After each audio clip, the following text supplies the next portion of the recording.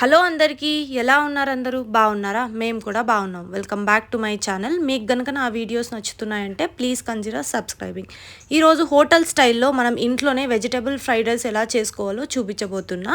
ఇంట్లో ఉన్న vegetables and ఇంగ్రీడియంట్స్తో చూసేసేయండి. ముందుగా మనం గార్లిక్, క్యాప్సికమ్, పచ్చి బఠానీలు, cauliflower, broccoli, beans, carrot, onions, మిర్చి కట్ చేసి పెట్టుకోవాలి.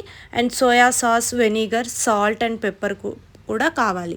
సో ముందుగా ప్యాన్ పెట్టుకొని అందులో ఆయిల్ వేసుకొని ఆయిల్ కొంచెం హీట్ అయిన తర్వాత మనం చిన్నగా ముక్కలుగా కట్ చేసి పెట్టుకున్న గార్లిక్ వేసుకొని ఒక 2 మినిట్స్ పాటు రోస్ట్ చేసుకోవాలన్నమాట. ఇవి కొంచెం రోస్ట్ అయ్యాక మనం కట్ చేసి పెట్టుకున్న ఆనియన్స్ కూడా వేసి మంచిగా ఒక 2 మినిట్స్ పాటు రోస్ట్ అయ్యాక ఆల్రెడీ కట్ చేసి పెట్టుకున్న వెజిటేబుల్స్ అన్నీ వేయాలి.